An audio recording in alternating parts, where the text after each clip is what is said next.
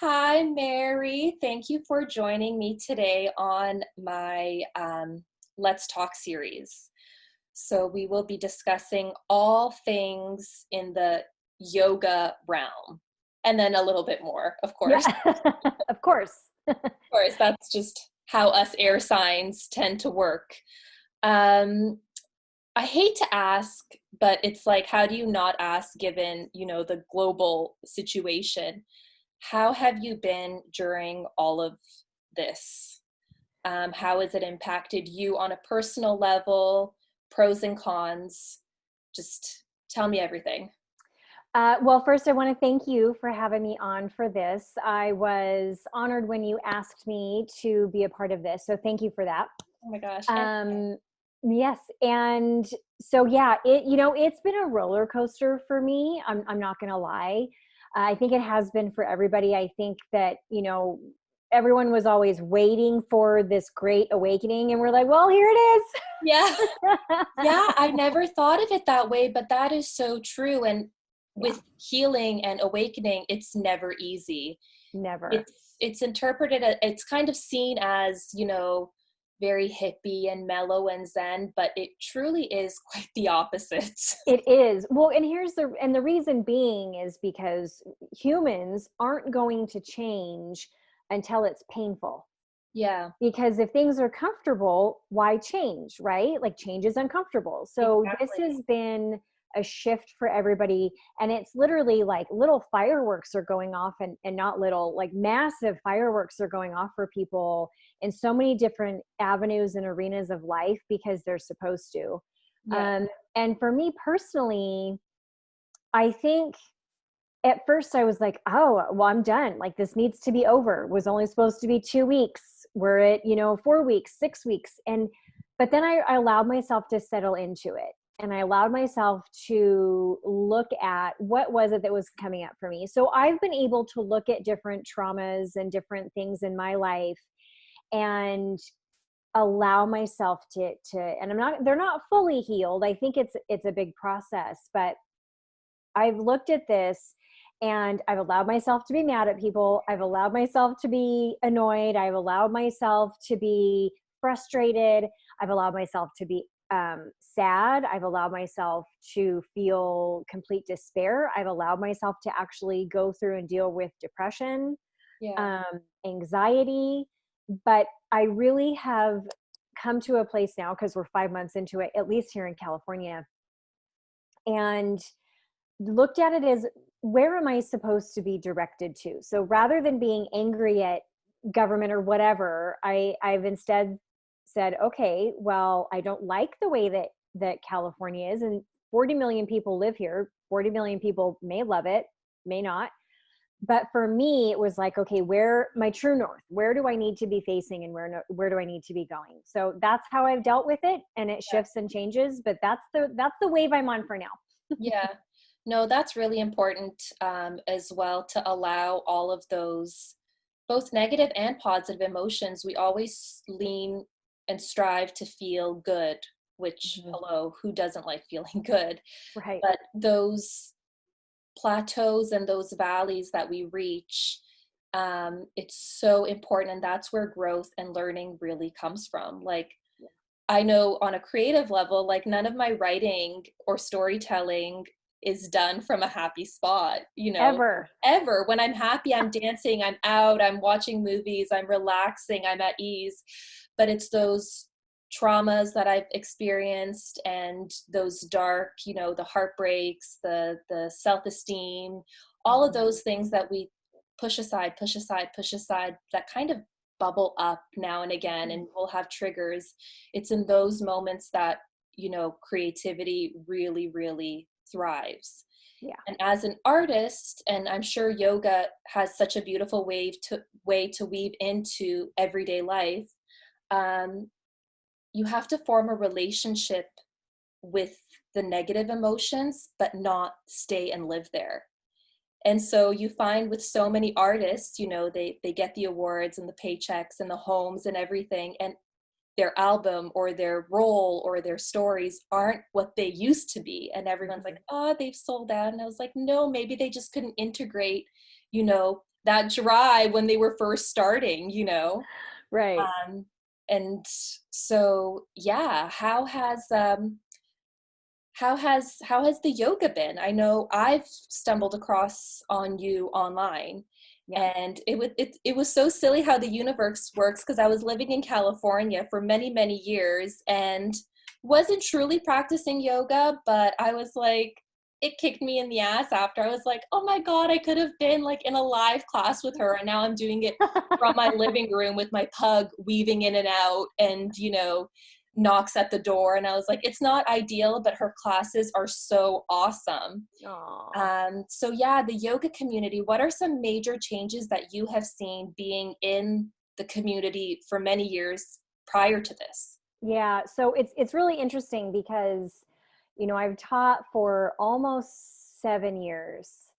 Um, October is like my 7 year teaching anniversary, but I had taught for 6 years, 6.5 years in person, and I started to get really drained, and I started to get a little bit resentful, and not resentful of like it just turned into a job for me. How many classes were you teaching?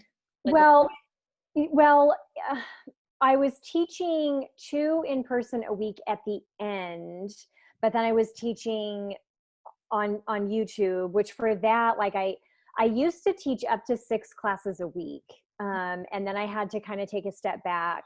And different studios pay different rates, and so when I was at my last studio, they were actually the best paying out of all of them. yeah, But even when you factor in your time, how you have to drive, you're like, that's not really worth. That's not like an equal exchange. But it was never about the money for me. I do not teach yoga for the money.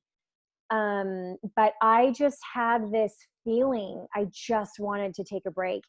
And I don't know if you were following me when I had the perioral dermatitis. I had like major breakout on my face. I didn't note it when you were recording. Yeah, you probably didn't notice it on film. Like I noticed it and I'm like, oh, I cringe when I see the video. People don't notice it because it was Yeah, a distance away. But that my face was literally like I wasn't facing that I wasn't supposed to be teaching in person anymore. yeah. Because I homeschool and we were very busy, and but I just didn't want to let go of it, right? Because I was like, oh, my ego, but I fill up the classes, and oh, and this and to the I didn't want to disconnect from my students in person because I love having that connection. But Mhm. so in January I stepped away from teaching classes in person. I was still doing, I think January or February was my last in-person workshop, and it was in January. And interestingly enough, California got shut down. Well, the schools closed on March 13th. And so it was literally like 2 months after I had said, okay, this is enough, that all of this shift happened. So, what I've loved, and you were talking about creativity just a moment ago, and this has really shifted the yoga community in a way that I've seen tons of people be like, I'm going to pull away from this studio and I'm going to go do my own thing. I'm going to do this. And it's been cool to see how everyone has shifted in order to continue their lives. Does that make sense? Totally, totally. Um, do you think, and I hate the term new normal, I just, like Oh, I yeah. mentioned earlier, I just, I was telling my boyfriend last night, I was like, when will we wake up from this dream? I like, masks are mandatory here now. He owns a restaurant here, and he's really had a hard time with, some personal values and facts that he resonates with, Yeah. and just that spectrum of the mask wearing, and Yeah. the psychological warfare too, which is truly a separate conversation. But Yeah. Totally. going back to yoga very quickly here, Yeah. do you think this will be like the death of studios? Like, I know the studio that I got my teacher training at, and what a different experience, I'm sure, from you, and even how I imagined that this journey was going to be for me. um, they're not opening up in our stage 3 because they just didn't think it was financially feasible with, you know, the cleaning requirements and the amount of students that could fill up the studios and paying the staff, Mhm. which is a little bit concerning. You know, I hope it's not foreshadowing the studio experience. So that's a really good question. And I feel as though, so the studio that I worked at, my most recent studio, they did open because California, and it's, so in the States, a lot of states are open. Like California is the only state that doesn't allow, Really? they closed, they closed the salons and the gyms back down. And again, that's a whole nother conversation. But however, other states have their gyms open. They have, there's a couple states that are still pretty power hold on things. But I know that there are smaller studios that won't be able to recover. But I know that some of the larger studios, and even the one that I was at, they only had two studios, but they were really well run. Like they just had a really strong business model. So I think this is how I picture COVID is, as a kid, did you ever get pepper, put pepper in water and then drop oil in and then the pepper separated? I didn't know. I've never done that. Okay. Maybe I should So go. yes, totally. So, and I bring this to light because my grandmother who just passed, she was almost 97, Oh, and she used to Marsha, do what that. a long life. It's super long life, and she was like holding it. Her and I have the same birthday. Like we very much were like kindred spirits. So Yeah. and I'm happy that she's passed, and she always told me, don't you dare be sad for me, you celebrate me. So that's what I'm doing. But Yeah. so she would do that with us with kids, is we'd put pepper in the sink and then we'd either drop Dawn dish soap or oil in, and then all the pepper would like separate, right? Yeah. And go out. And so that's what I view COVID as, is everybody was just like this. And then COVID dropped and everybody went like this. And I really do feel as though it's becoming more individual. So I had some yoga friends who had decided to leave the studio that they were teaching at and create their own online collective. So cool. And so I feel like this is the shift, is that we're getting away from big. I do believe big government is shifting. And I think that the power hold that's going on right now is them holding on for dear life, but it's just going to take a couple of years, but it's crumbling, right? Yeah. And so it's coming back to the individual. And I feel like that's what this whole, we view it as a virus, but it really is this collective shift for everyone to be able to stand in their own truth, in their own power, and in their ability. And so while the big studios may shift, it's becoming more individualized. Right. So like the time of the guru is no longer, it just isn't. And the time of the celebrity just isn't. And it's, 100%. we're moving away from looking up going, this person needs to be telling me, to coming inward going, I know my truth. So Yeah. that's, we see it as those studios are crumbling, but actually it's rising in a different way. And I think it's going to be different. I don't know. I can't speak for the studios individually, but Yeah. I mean, I was planning on going online years. I've been online for years with YouTube, but I had planned to do my own thing already. But I don't know that everybody can do that, because not everybody wants to, and not everybody wants to practice at home forever. So I think that they will come back. It's just going to look different, And yoga is like such a, it is about change and going with the flow and adapting, and new forms of yoga, new forms of thought, and how beautiful it is that it's all within you. Your practices change every single day, and some days your thoughts are racing, some days you're at ease, some days your hamstrings are tight, some days they're not, some days your upper body's strong. And so I think this is truly, truly a time for not only yoga, but for all of us to really wake up and bring the power back to ourselves. And work the intuitive muscle a little bit and not be so sensing and not, I think it's in our nature to be trusting. Like, I Yeah. think it's just inherently us, but to still be able to question everything and everyone and come up with opinions and from your own experience, and kind of bring that to the table. Like, science could only know so much, yoga could only know so much, and it varies from person to person. So it's like with the diets, with the exercising, with the different forms of everything, you find your little pockets, but it's important to see the similarities in everything, the similarities of like keto diet to paleo to Yep. veganism. Like, we truly, like, all truly is one, and I think we've gotten so far from that, and maybe something crazy like this truly had to happen. And I always think with everything, there, light and positivity and love always outweighs the negative. And I'm not a scientist or a quantum physicist, but there are equations that could truly explain, like, there are formulas that can explain that. Like, the frequency of love vibrates higher than the frequency of negativity, Right. and it's all around us. So I think that's also really important, coming back to yourself, Yeah. so It's whether that's coming. yoga Yeah. I'm sorry to cut you off. Whether it's yoga or.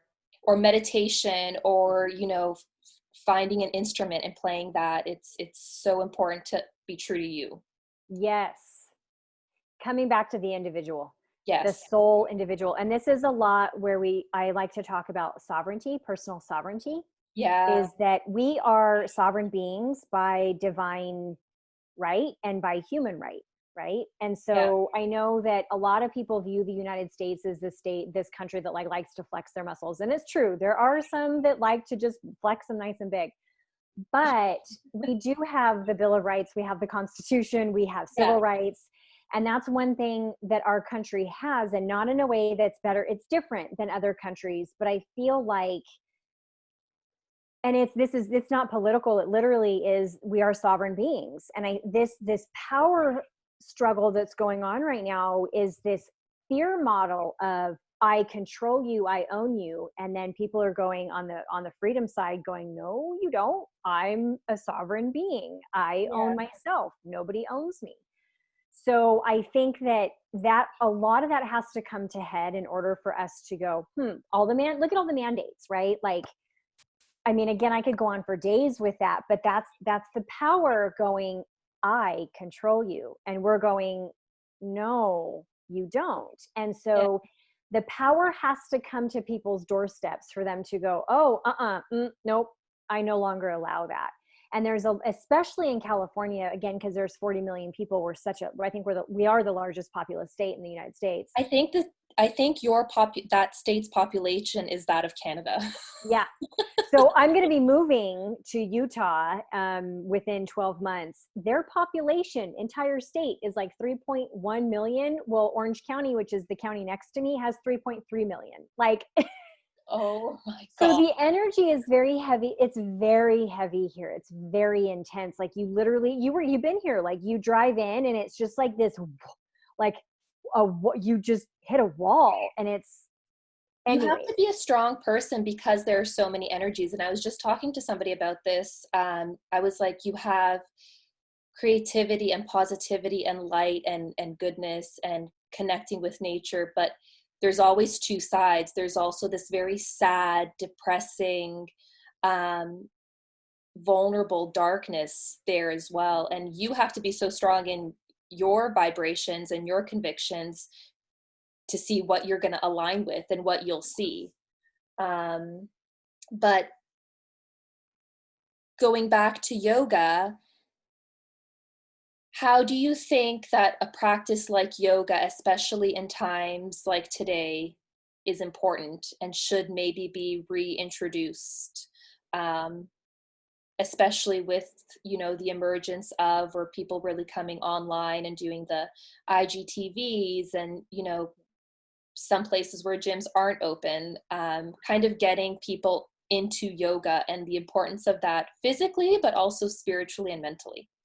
Yeah, so I returned to my practice. So because I was teaching so much, I got away from me. And so within this time period, I've been able to get back to my own practice. And I look at yoga, the physical aspect, the asanas, the movement, the posture, stuff like that.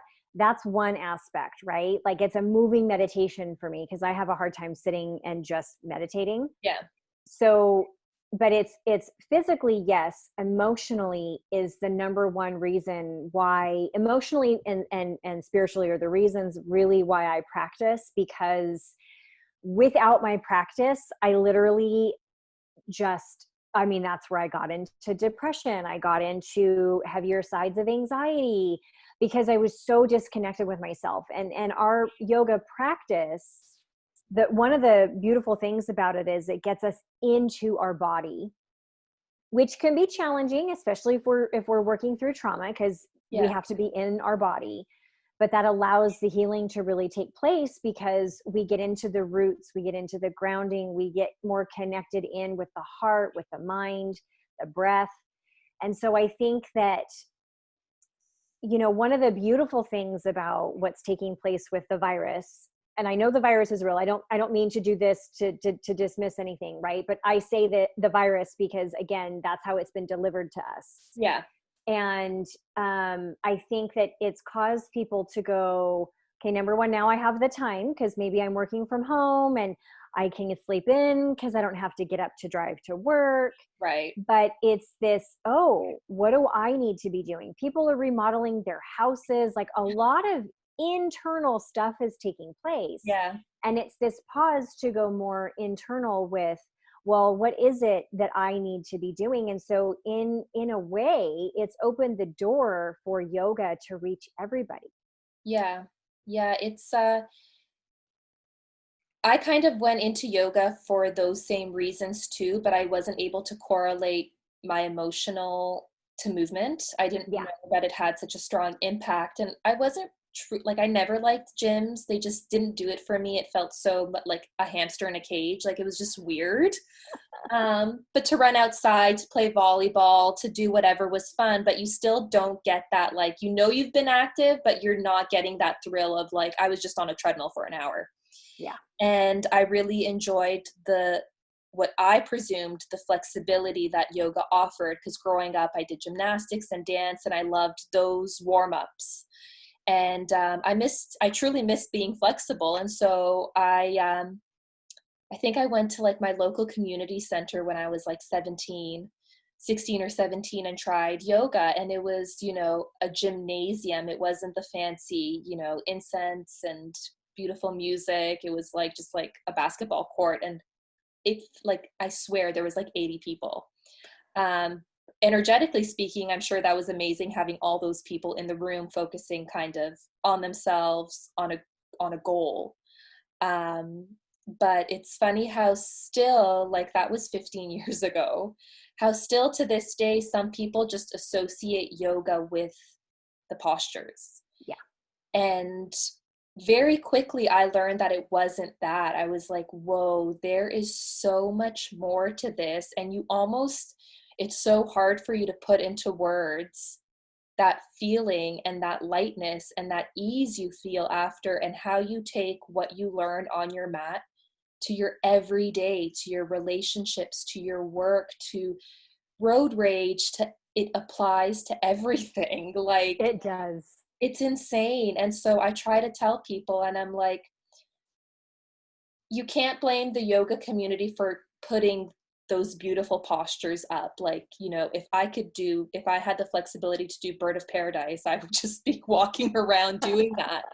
But I think it's so important to explain what Bird of Paradise is, what it involves, the journey that it takes to get there, mentally and physically, the discipline as well. So it encompasses everything that you, like I said, could apply to starting a business, starting a YouTube channel, everything. Yeah. And where was I going with this? Well, the way that yoga, why it's such a benefit. And what's interesting is I started yoga for the physical aspect of it, and then got my ass handed to me in a class, and I was like, that was the most amazing thing. And like, I remember being in Pigeon and the instructor adjusted me and I was like, what is this? Yeah. Right? Like, I was like, I didn't even know what this, okay. And, and it was just after my daughter was 2.5 when I started. And it literally made me a better mom. Like, so I started literally for the physical, right? And I still do maintain because I love the chaturanga, like, you know, like the yoga arms. I love them, and I lost them for a while, and I'm getting back to them. But I literally was only there for the physical. I had no idea how much it would change my life. And it's still been a journey, right? Because I've been practicing now over 9 years, and it just is a continual, I keep coming back to my mat, and every time I come back to my mat, I'm reminded of why. Yeah, there's definitely a before and after, and it'd be really interesting to talk to more yogis, Mm-hmm. um, and just see like the person they were before and after. And I'm sure it's like with anything, they're just like the best version of themselves. Um, for any practicing yoga individuals that are going to watch this, Yeah. what are some poses that you recommend, that you like yourself?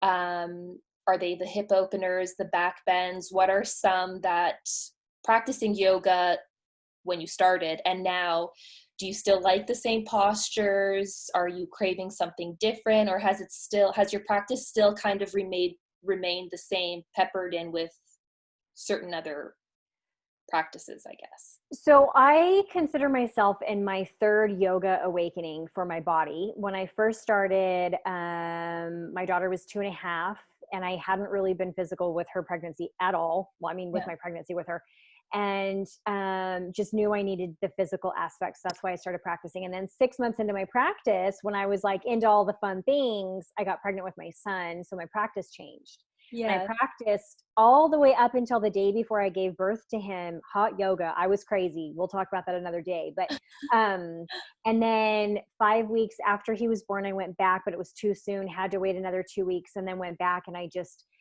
the hardest thing for me was actually going from being pregnant to not pregnant. That body, I mean, you grow and expand when you're pregnant, and then and I couldn't do things, and my core wasn't there for a while. And that was so challenging. And then, so this last year, I turned 40 last September. The body shifts. Nobody forewarned me about that. It's fine. Yeah, because what are you going to do? You're like, I don't want to be 40 then. Like, you don't have a choice. You're going to age Yeah. anyways. And And everyone's just quiet about it. yeah. Any other 40-year-old friends just haven't said anything. Yeah. Well, I'm actually well, I do have two friends that are in their 40s. So yeah, of course they're not gonna be like, by the way, but all Yeah. my other friends are younger and they don't know yet. So I'm like, when you turn 40, but I know everybody's different, but hormones shift and the body shifts, and I softened a little bit more. And because I was off my mat, like I couldn't get into wheel comfortably until last week. Like, and so interesting that you asked, like, what I practice now is different than what I used to practice. I noticed that my older YouTube videos are very, very, very strong. Very strong. We're very not fast. We're capable, but they're more fiery. Yeah. The amount And of then times I've done probably your earlier ones, and I'm like, this woman is so strong. I'm like literally face planting on the mat, being like, I can't hold this plank for any longer. but that was my spirit then, right? Yeah. Was this, oh, we're gonna get into it. And so, and then that shifted as my own practice shifted, and especially teaching in hot yoga, my classes, people would have passed out if I would have taught the way that I used to. I taught non-heated for 5 years. And then the last year of teaching was heated. And you have to be mindful as a teacher going, okay, like we need to keep these people safe, which Yeah. I feel my classes are always safe. But Yeah. um, so it went from this fire to more like, okay, more strength, which the classes are always going to offer strength, but they shifted. And then I've been craving, which is interesting because I was never a huge fan of them. I have personally been craving heart opening classes, shoulders, back Wow. bends, things that expand and lift. And especially too, because the longer we teach, the more wisdom we gain of the body and of our bodies. Hmm. And so my practice has shifted in that aspect. And so I feel like my back bends feel very different. And taking for granted being able to just pop up into wheel. I didn't need to warm up. I wanted to take a picture and I was on the floor and up a wheel, right? Yeah, yeah. And then I was like, I'm gonna hurt myself. And so, but it took me 6 weeks of being back on my mat 5 days a week Yeah. to be able to have the mobility in the shoulders and the flexibility with my spine and my back. And so that's what I've been craving. I always love hip openers, but I've leaned a little bit more towards my power classes again Yep. to remind myself of the strength that I have. I mean, I teach power vinyasa, but Yeah. it's just it's different. And I have to laugh because there's a fly and I have no idea where it came from, but I have a fly cruising around me, and flies represent quick transformation. So they're my spirit animal Oh my for gosh. real though. So ever Yeah. since I've gotten my pug, he is not a fighter. He is such a lover. So whenever he sees me with a kitchen cloth in my hand, it's like he knows. And it was from day one, like he'll hide. And I was like, was he abused? Like, what is happening? But my mom was Oh, like, Marsh, he came from like a pedigree. Like, this man lives and breathes pugs. He was not abused. Don't email him asking if Winston was. I was like, Mom, why? Like, I lift my hand with a cloth and like, he runs away. It's weird. Yeah, interesting. I know, but he's like such a gentle little being. Like, I know people say this about their dogs, but he is truly like, so he's like a conscious, and I know all things are conscious beings, but he's like one, like in his next life, he's going to be like a little human. I know Yeah. it. But perfect segue into the back bends and the heart Mm, openers. So I didn't know, and correct me if I'm wrong, yeah. I didn't know the controversy that surrounded Wild Thing. And I don't know if you're aware of it or not, but in my teacher training, closer to the end, when when the students were coming out with their own sequences, the instructor pointed out that a lot of us had included Wild Thing. And she was like, gave us, and I don't know if this is fact. I want to say that it is, otherwise she wouldn't have said it. That Wild Thing is in fact like a dance. It stems from dance, like interpretive dance. I don't know how it weaved its way into yoga, and I probably should have done a little bit more research. But she said anatomically, that it's not a good posture. And all the yogis that I resonate with and follow online include it, including yourself too, right? Yeah. I've never been injured from it. However, I do have to point out I have been experiencing, and it could be spiritual as well, pain in my shoulder, Which one? left side. Okay. Me too. I'll explain why that is in a moment, but go ahead. Interesting. Hmm. And I was like, is it my chaturanga? Is it Wild Thing? Is it wheel? Is it shoulder stand? But I've been doing these for years prior to my teacher training. Um, so Wild Thing, Yeah. give me the scoop on Wild Thing. So it's interesting because I think we had talked about this the first time we had a Zoom, like just to meet, right? Yeah. And you brought that up, and I was like, oh, that's so interesting. I've never heard Wild Thing being controversial, so that might just be something regional for you. Because yeah, that was the first time that I had heard that anybody had said anything about it. Interesting. And so here's my take. I feel like we all teach to our knowledge and we teach to what we believe. So while she may have, was it a she, he, while the Yeah. teacher may have, she has her own reasoning as to why she thinks that it's unsafe or that it's, But this is the thing with yoga is original yoga was meditation, right? It was westernized with gymnastics in order to be able to bring it into the Western world for people to be able to really move with it and flow with it. Yeah. So while it could be something that is interpreted from dance, I mean, I'd have to look. I have two different yoga books that two different students gave me, one with 2,100 postures and one with like a bunch of different postures. So I'll have to actually look in the one that's more like old school teachers and see if they have it. Yeah. But it's just a mix of side plank, right? Because you're extending and you're lifting and you're opening and a little bit of wheel. So I would say if a posture doesn't feel good for somebody, don't do Don't it. do it. Yeah. But I find that it's really expansive, and I don't do it in all of my classes. I do incorporate it when I want to get more open. But yeah, I don't see why it would cause injury in people. I think here's the thing with yoga is anything could cause life, anything could cause an injury. And when we do something repetitively, absolutely, we're going to set ourselves up more for injury because if we're getting into something and not countering it, maybe we're weakening an area. Yeah. But I've been having issues with my left shoulder Yeah. Let's all talk about through COVID. So the left side of the body is the feminine side. It is the introspective side. It's the moon side. It's the letting in and the receiving side. And right now, a lot of people are having a hard time letting in what they're seeing. Right. So I don't actually go anywhere because I don't like what I see. I personally, due to trauma, cannot wear a mask. And it's not mandated in California because the governor got his hands tied, got in trouble because he was doing too many executive orders. And so he got cut off from that. But in the United States, governors can't legally mandate anything.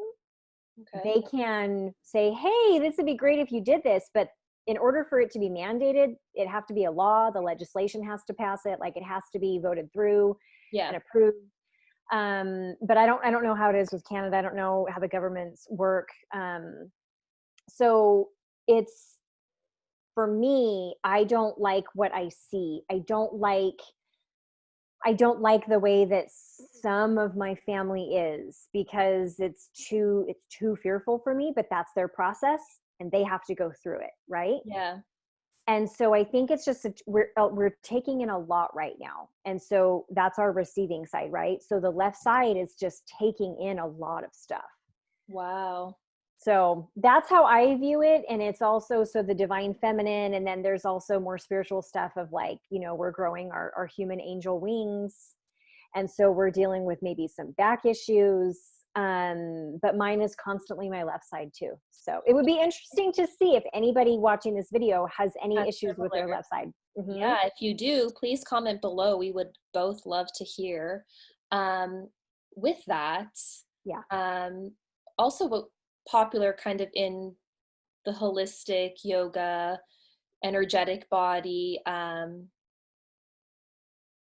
daily intentions, which you've started, which I'm the biggest fan of. I love them.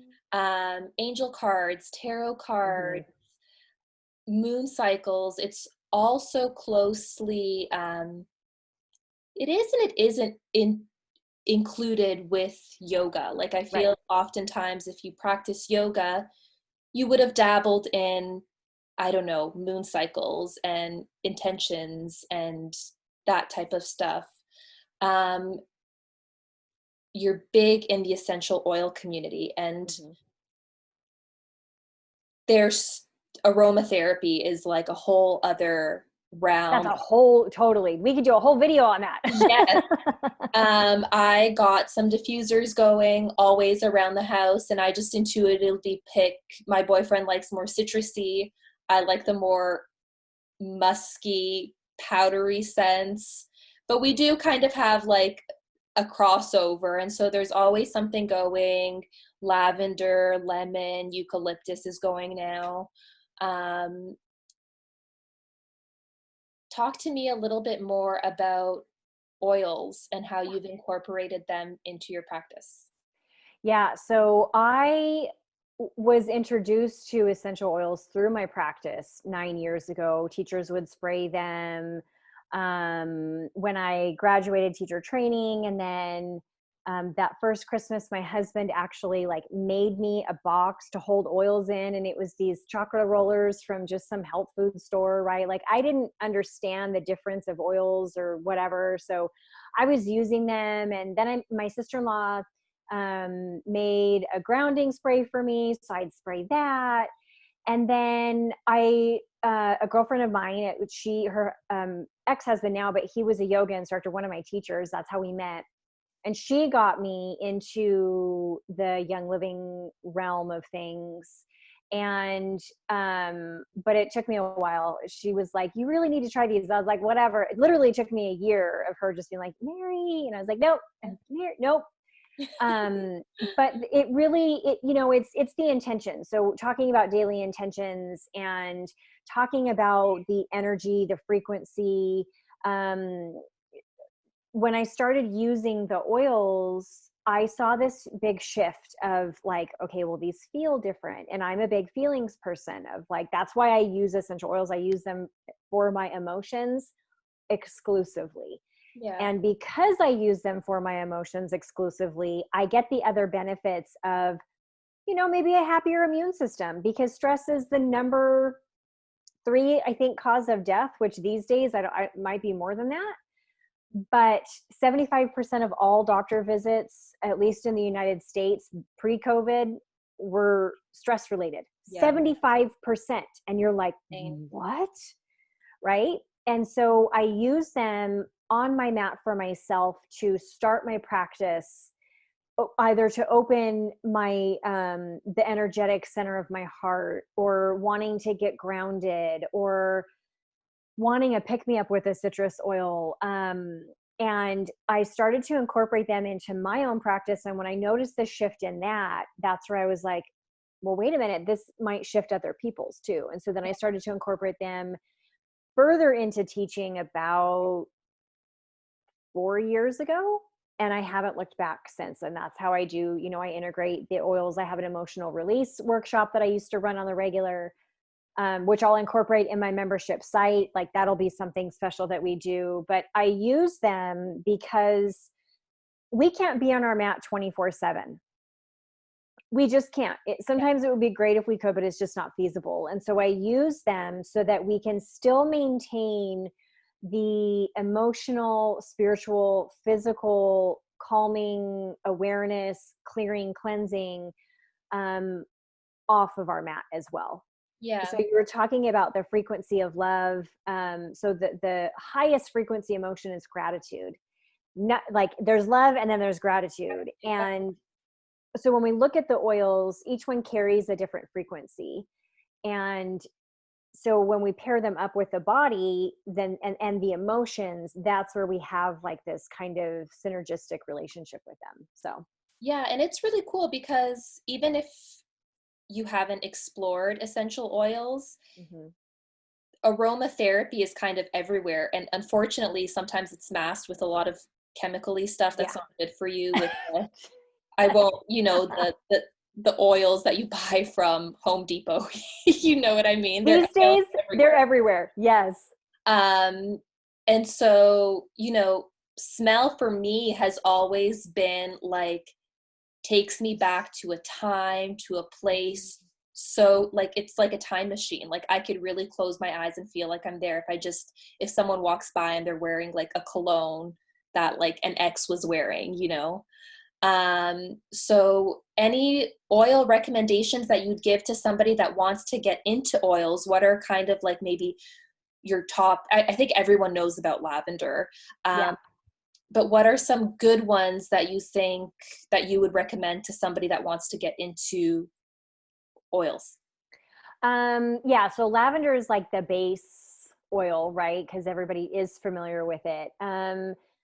I really like citrus oils. Citrus oils, you do need to be careful. They are photosensitive. So if you're putting them on the body, you don't want to be directly in the sun because you can get a sunburn and it doesn't show up right away. Long story short, just don't put them on your face and go lay out, right? Like Yeah. don't put them on your body and then go lay out. But those are really good for emotions, right? So citrus oils,